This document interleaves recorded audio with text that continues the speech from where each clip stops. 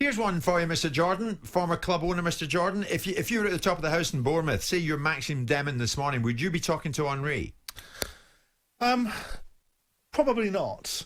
That might sound very limiting, but as the chairman of Bournemouth, I know exactly what I want, which is to get promotion out of the Championship, and I have no idea what I'm likely to get from Thierry Henry based upon his performance as a manager currently.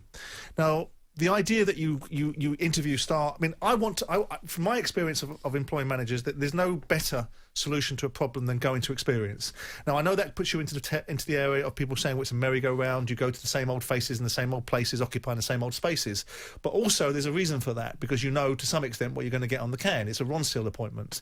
With Thierry Henry, it's full of risk. It's got loads of stardust all over it, but really and truly, I don't want stardust. I want Premier League status. That's my stardust I look at.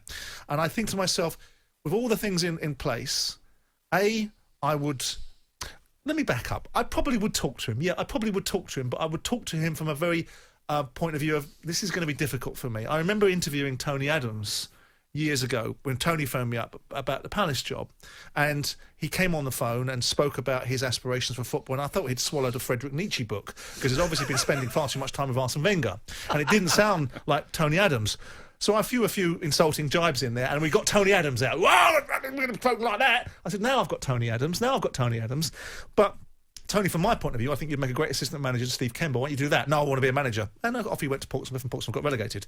But with the best will in the world, sorry about that, Tony, with the best will in the world, I think it's a hell of a risk for Bournemouth. Right, but you've had a handbrake turn. You would talk to Well, Henry. I think probably it's very ignorant to say you'd make a judgment on somebody about speaking to them. If you've got a list of people that are so compelling that you don't need to have Thierry Henry on it, right? Then okay, I'd probably exclude him from it, because I have my preconceived perception. Everybody knows everybody in football. Everybody understands the two biggest commodities in football are gossip and money, and they run parallel, right? So we all understand who's what, when, why, and how, right? And we can all tell stories about who does this and who doesn't do this.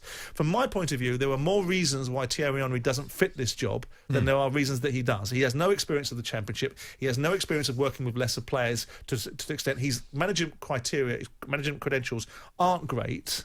In terms of, he's gone to Monaco. I know it was a club in disarray, but he didn't set it on fire. Yes, he's been assistant manager at Belgium, but with due respect, look at the calibre of players that he's worked with there. And Belgium haven't really lived up to their potential. And Bournemouth are a very different club. I said yesterday that the people, and Alex was absolutely right about autograph hunters, that, you know, people were getting all excited about John Terry. But by the way, John Terry and Thierry Henry should be getting excited about going to Bournemouth, rather than the other way round, because this is a club that's been in the Premier. This is a huge appointment for them.